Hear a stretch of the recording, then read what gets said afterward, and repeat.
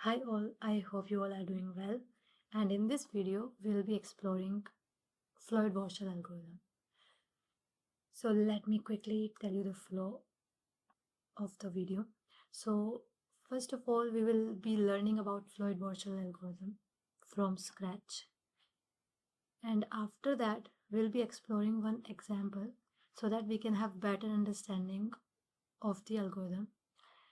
And after that comes a very interesting part where we will be discussing why and how this algorithm is working in of n cube time complexity.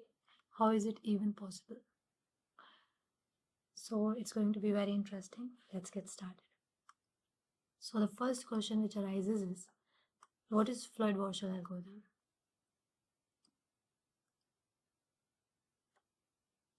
Consider this graph. We know it's a graph because it contains vertices and edges. So it's a graph. And notice how there is a number associated with each edge. So we call it the weight of the edge, and the graph is known as weighted graph.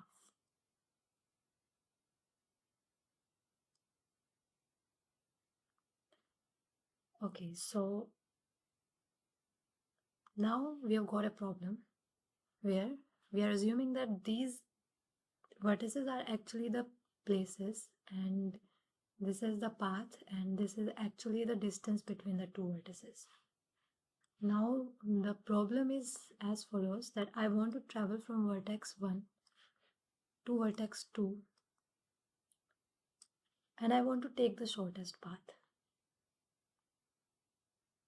So these are all the possible paths that I can take from 1 to 2, and as you can see clearly I would take the second path because it is more feasible, and the total distance is only 3 km as opposed to 5 km.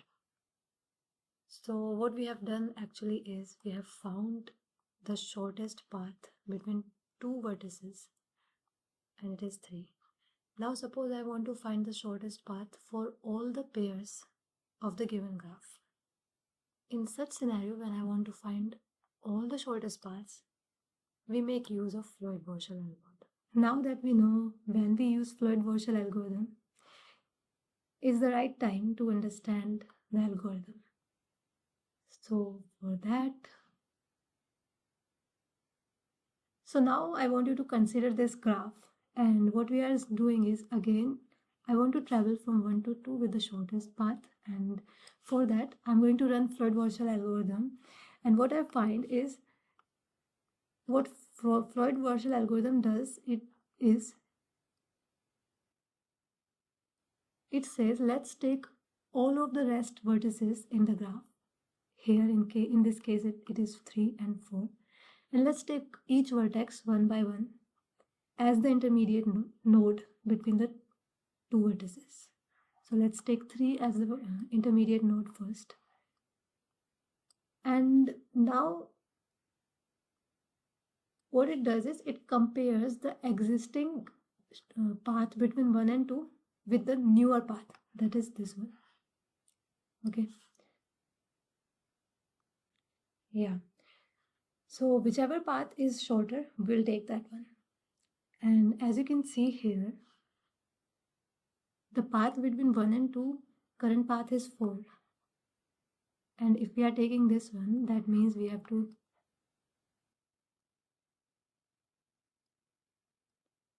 so in this scenario, the path between 1 and 3 is 3, and path between 3 and 2, so we actually don't have any direct edge connecting 3 and 2.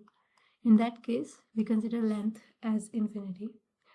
So I'm just going to do infinite. So the minimum of the two is going to be 4.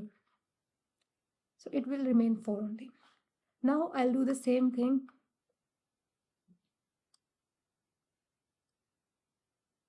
for 4. The existing path is 4 only, and here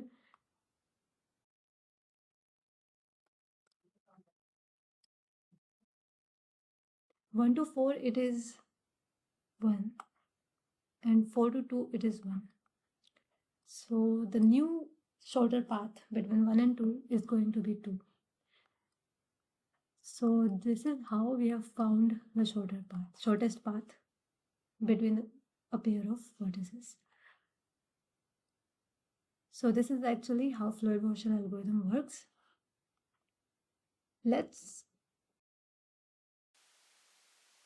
So it's time for the example. So let's take this graph as an example. With this graph, it will become crystal clear on how Floyd-Warshall algorithm works, and we are going to see every step this algorithm takes to get us to the result.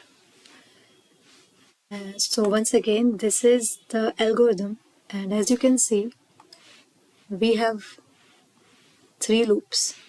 So the first loop, which is the outermost loop, is for picking up the intermediate node. Second loop is to pick up the source node, and third is for the destination node. We pick all 3 nodes, we are going to check this condition. So basically what we are doing is we are comparing 2 paths. So the first path is the shortest. So the first path is the shortest path so far. Second is where we are taking I intermediate. So far so good. Okay, so now this is going to be the graph, and here I have written all the possible nodes that we can take for I intermediate, for source and destination. Okay, so this is the weight graph, and we are going to write the weight between the 2 nodes in each cell. So as you can see, there are no self loops, we will not consider them. So weight for them is going to be 0 only. And for 1 to 2, as you can see, for 1 to 2 I have weight as 5, so I'm going to write 5 here. And similarly, since it is a undirected graph, 2 to 1 weight is also 5, so I'm just going to write it here. For 1 to 3 it is 1, and for 1 to 4 it is 2. For 2 to 3 it is 1, and 2 to 4, as you can see, there is no direct edge between 2 to 4. So in that case, what we do, we consider the weight to be infinite. So that's what I'm going to do.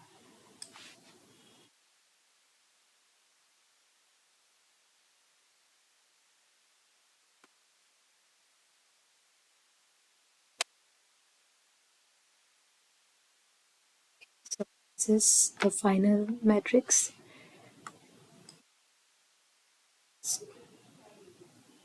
So we are ready to start running the loop. So first of all, for I, we can take 1, right? And since I have taken 1, I can't take 1 as source, so I will assign 2 as the source node. I can't take these 2, so I will assign D as 3. What I'm going to do now is I'm going to put them here. It will be 1, it will be 2, and it will be 3. So what actually we are doing? What are we doing now? So what we are trying to find now is we are comparing 2 paths. One is the direct path.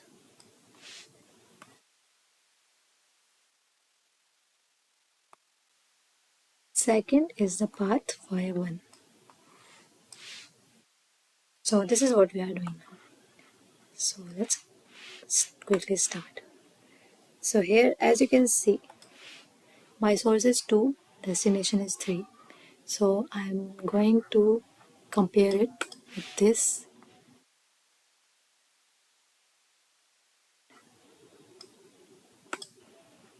So let's begin. So I is 1, S is 2, and D is 3.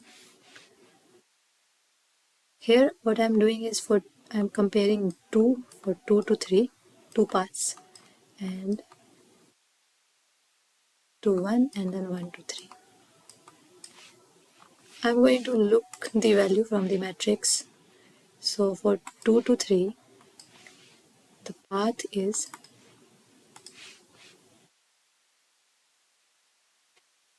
for 2 to 1, it's 5, and 1 to 3, it's 1. So from between 1 and 6, 1 is shorter path, so that will be the winner. So basically what we did is we took direct path, compared it with a path where 1 is I, that is an intermediate. Now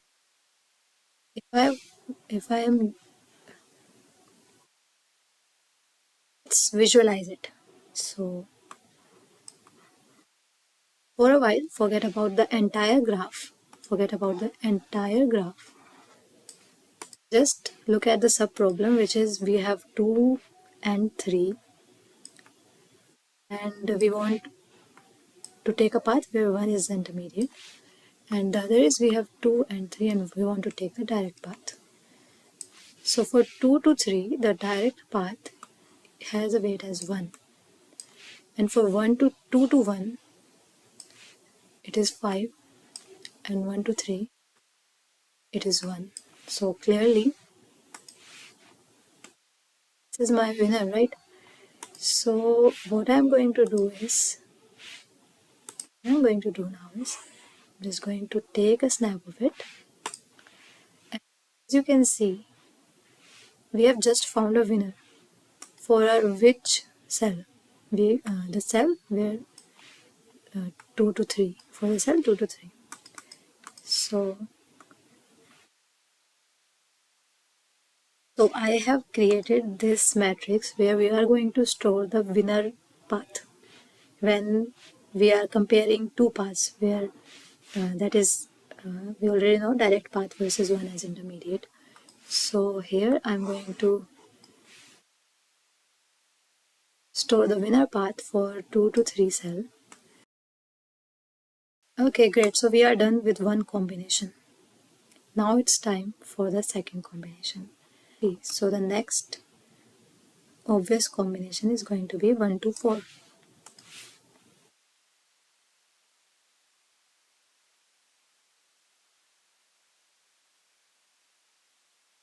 Okay, so it's going to be 1, 2, 4.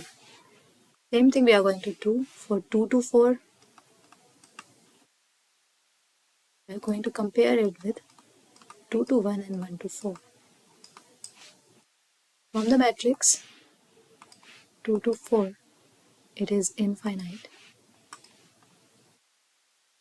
finite, and for 2 to 1, I have 5, and 1 to 4,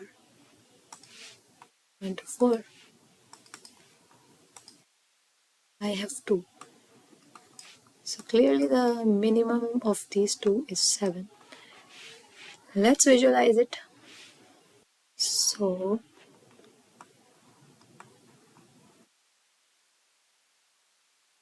2 to 4 via 1 and a direct path.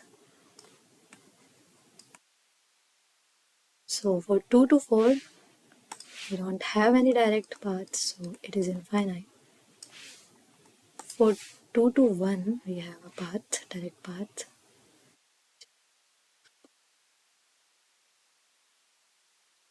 1 to 4,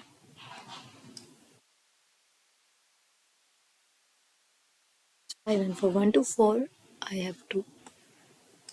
So actually our winner path. So again what I'm going to do, I'm going to take a snap of it. I'm going to update our winner matrix.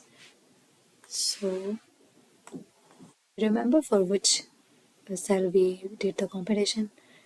Yeah, it is 2 to 4. So here I'm just going to write store the winner path. So here I'm just going, I've stored the winner path. So I will update the value here. Now this will become 7.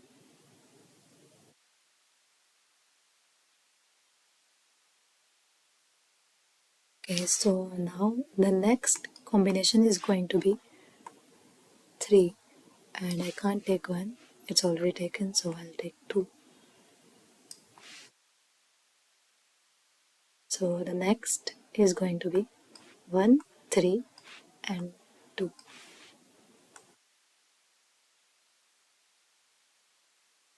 Let's visualize now.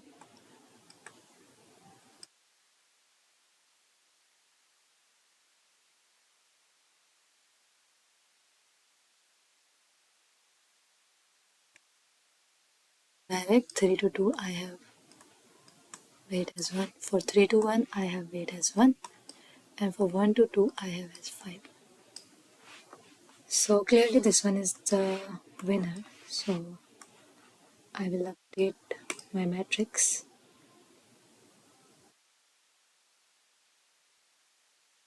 In the similar fashion, I have to do the computation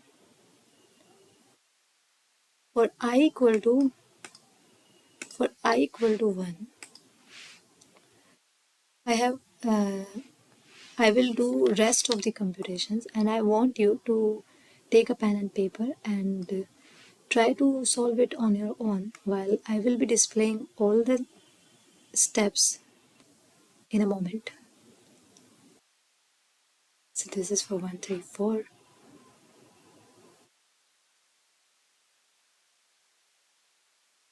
4, 2, 1, 4, 3. Okay. And the final winner matrix for this comparison is going to be this one. So here, as you can notice, for path 1 to 2, we must have not computed, right? Because we can't take source as 1. So what I have done, I have simply put the direct path between 1 and 2 here.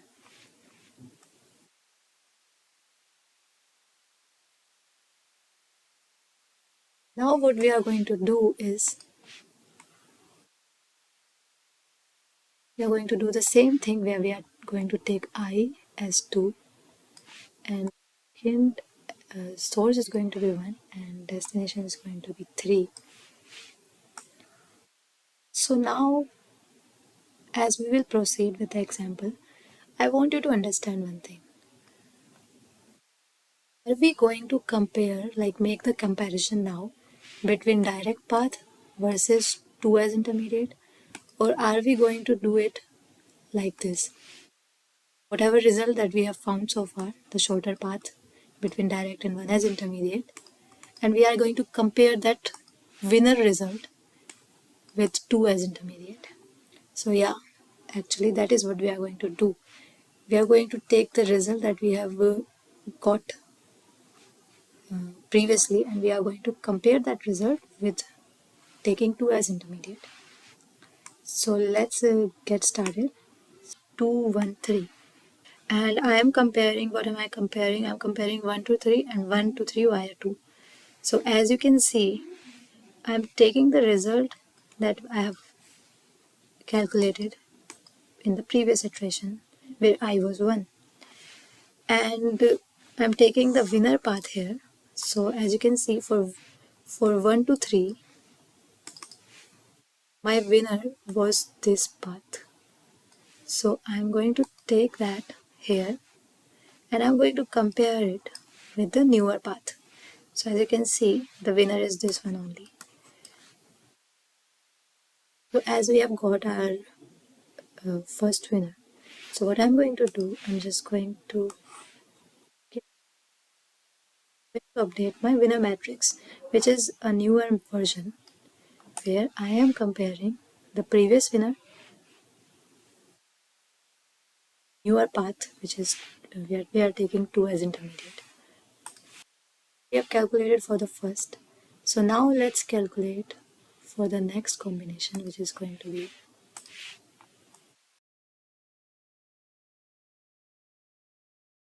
so for 214. As you can see, what I have done, I've taken the winner, that is 1 to 4, the previous winner. From the matrix, I can see that it is 2, and for 1 to 2, this is the winner. So let's visualize this.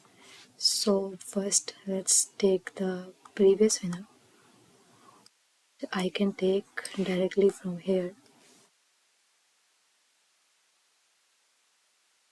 1 to 4, I have 2.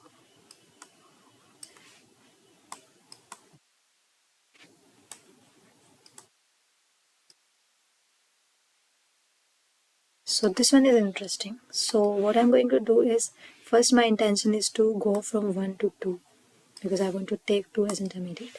So for that, again I will look at my winner matrix. So here, as you can see, for 1 to 2, I have 5. And for 2 to 4, now look, for 2 to 4, my winner path is this one. So I'm just going to take that only. So as you can see, in order to go to 4, I will have to travel via 1. So that I will do. Again, it will cost me 5, and then for 1 to 4, it will cost me 2. Okay, so notice that my movement will be something like that. So we are done here also. We will update it in our winner matrix. After updating, let's see next combination.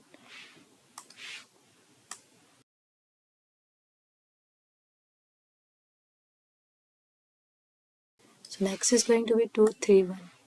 So this is going to be for 2, 3, 1.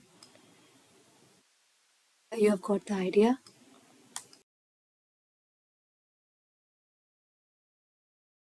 Let's visualize what we did here. So for 3 to 4, as we can look here, so it will be for 3 to 4, our winner path, previous winner path is via 1. 1 and it is 2. For 3 to 2, it's 1, and 2 to 4, I'm going to take 1 as intermediate, and then 1 to 4. 2 to 1, it is 5, and 1 to 4, it is 2. So yeah, this one is the winner, and I want you to do the rest of the steps for this iteration where we are taking I as intermediate. So let me quickly show you all rest of the steps.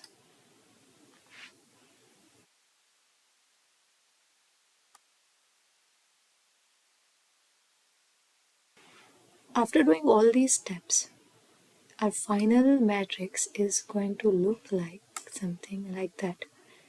So this is how we have updated. Now we are going to do the same thing for I equal to 3. Okay, so I will quickly explain to you it is going about. So okay, so our first iteration is going to be 3, 1, 2, right? We can see here. So this is the step. So we are checking, we are comparing, and notice the winner in these 3, and we are comparing it with 3 as intermediate. So we are just getting a result. For 312, as you can see, we are getting a better result. So this one is our winner path for this step. And what we are doing is we are updating it here. And we are, of course, will be updating it here in our, like not here, but in our newer winner matrix. After that,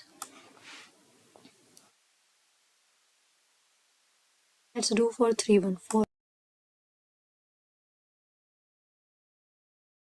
Okay, so here the previous winner is actually the newer winner also. After 314, so this is how it will look. So now we have found a better answer. So we have updated our matrix. We have updated it. And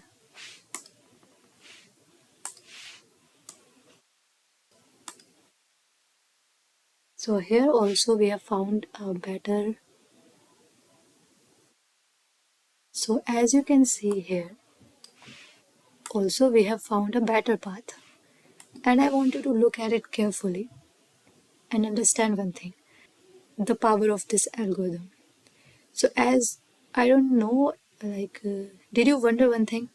That we are always comparing only one node as intermediate.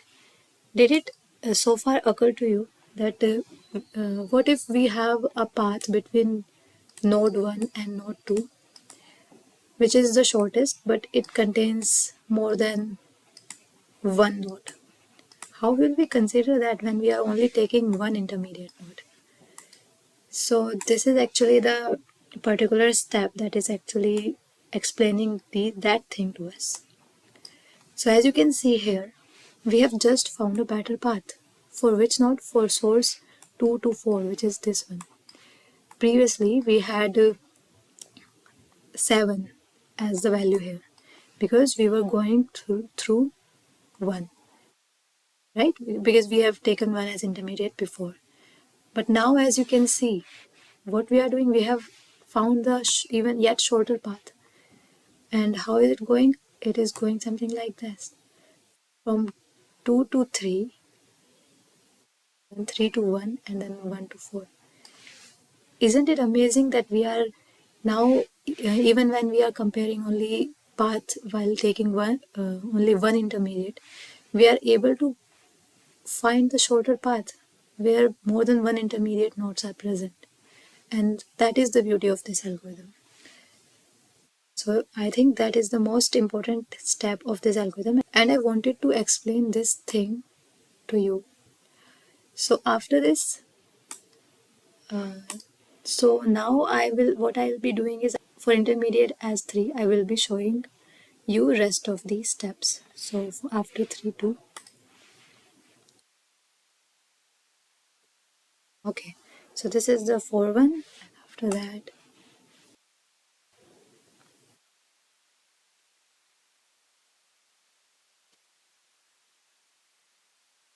after 3 4 2, we have pretty much completed for I equal to 3. So now let's look at our final winner matrix. So this is going to be the winner matrix, where what we are doing, we are comparing two things. We are comparing the past winner with newer path. We are taking 3 as the intermediate.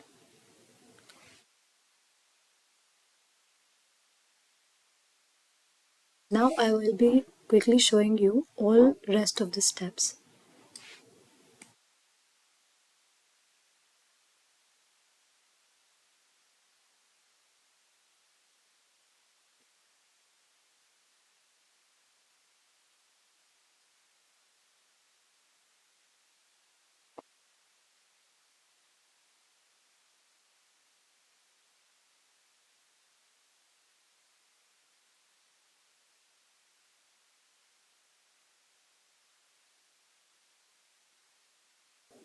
So, we did not find any better path for when we are taking I as 4. So our final winner matrix is basically this matrix only. Yeah, so we have got the answer for every combination of nodes. So basically we have got the answer for every pair of nodes. Let me once again mention this interesting thing, that even though always we considered only one intermediate node, still we are getting all the shortest path containing any number of nodes. And this is the beauty of this algorithm. So yeah, thank you so much for watching this video. I'll have to create a second part of this video in which we will be in detail, now that we have got the understanding of the working of this algorithm. It will become very easy for us to understand how it is working in of n cube time complexity and why it is something very interesting about it.